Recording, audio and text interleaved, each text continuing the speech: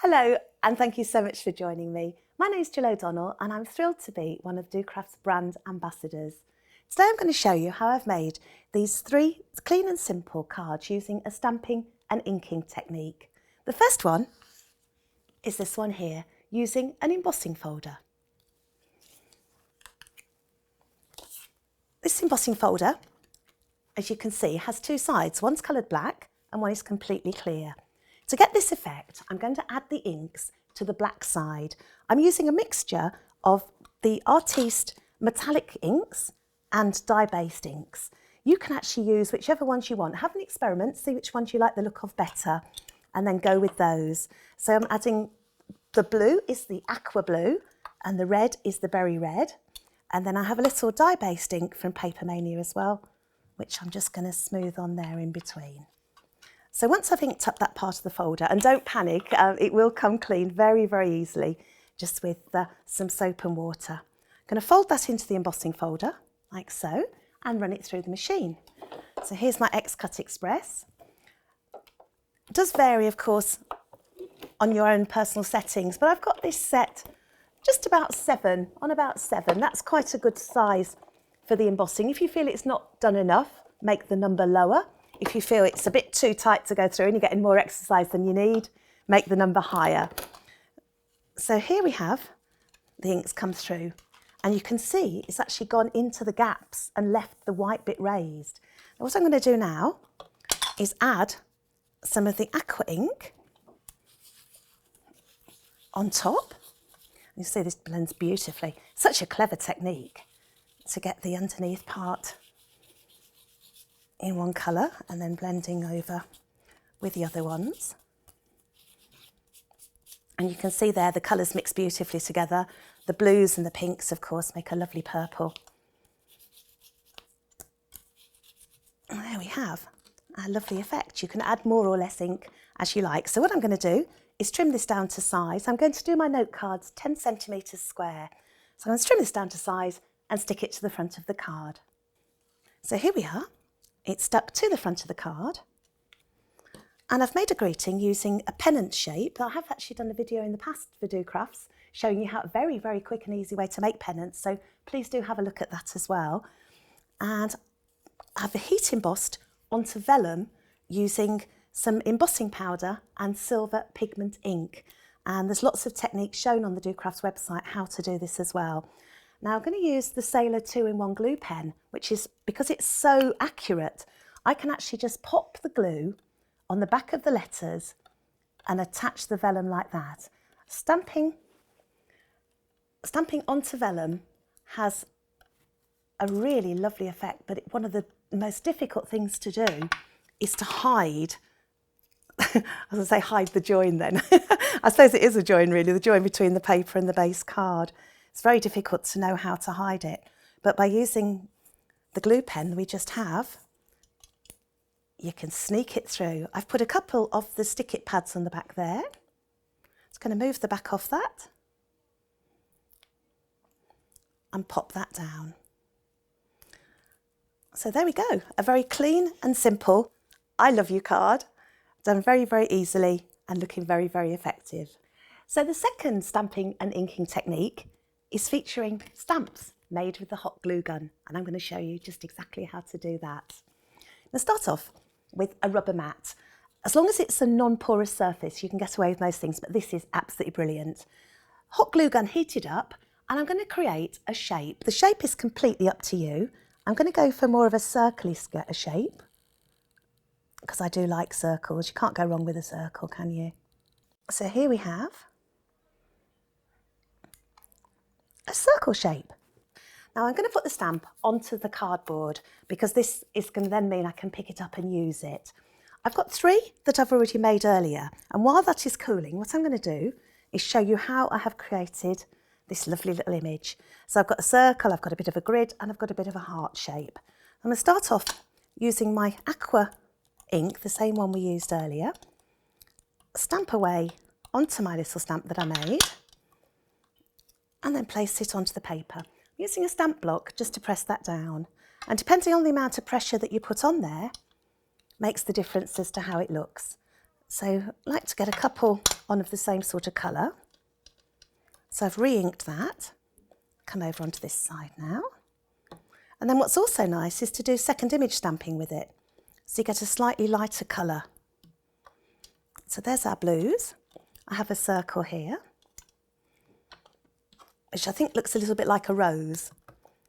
These look amazing. You can do all sorts of card designs with them, very popular with art journaling as well. So I've put some of the berry red, this is called. So stamping there, a bit more pressure on that one. And you get a lovely, subtle, clean and simple look. A bit more ink on that. And up into the top corner. And then finally, this looks like a waffle. Here I am again, comparing it to food. This is my waffle one. I'm going to go with the pink there and just pop a couple of them. You can, of course, stamp on a larger piece of paper than you need and then trim it down to size. I've actually trimmed this down to size already. So that is ready. And here is my card base. I'm going to use Sailor Glue 2-in-1 pen to attach this to the top of the card. And my glue stamp is still cooling down. It won't be too long though. And then I've created a lovely stamped image, and for this I've used the Paper Mania Alphas and Numbers Clear Stamp Set. It's absolutely perfect because you can actually write whatever you like. So if you want to really personalise a card and put somebody's name on there, you just obviously pick out the letters you need to do that. I've got some stick it pads on the back, some nice thick big ones on the back. I'm going to raise that up and have that on the bottom. So there we have a lovely, very, very personalised stamp. So I said I was going to tell you how I'd made these stamps. So here is the glue, and this is now formed into a really lovely random shape. And you will find, obviously, if you stick this down on here, it's very, very difficult to get a very good stamped image because of the unevenness of the surface. So I came up with this genius idea I'm so proud of, which is I put it on upside down. So simple. So all I'm going to do is add some Anita's tacky glue to my cardboard, place the stamp upside down, give that a bit of a swirl round. So you're simply going to stick your hot glue gun stamp onto the cardboard with some Anita's tacky glue and you're good to go. I hope you've enjoyed watching this and you come up with some lovely ideas of your own designs. The third technique I'm going to show you is using the Artiste watercolour pens and a negative image. So to do this one, I started off with 4 different colours. I've got a couple of blues and a pinky red colour and a stamp block. Now the negative image I've created by die cutting from the X-Cut die, You and Me. Now I've die cut this, believe it or not, from craft tape. This is because it's sticky, but it's also removable because we want it to stay in place on the card, but we do want it to come off afterwards. So I thought that was quite a clever way to do that. You can use removable glue, of course, as well, but in this instance, I've used the craft tape.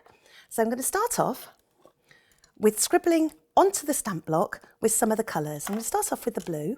It's my darkest blue. The pattern you do is completely up to yourself. There's no right and wrong, which is always a lovely thing to do with crafting, that you can pick the colours you want and use them accordingly. So I'm going to use some pinks and blues, which of course are really lovely because once they mix together, you're going to get a lilac-y purple colour as well. So I'm going to spritz those. You want to spritz it till you can see some water droplets. I'm just going to leave that for a couple of seconds just to create.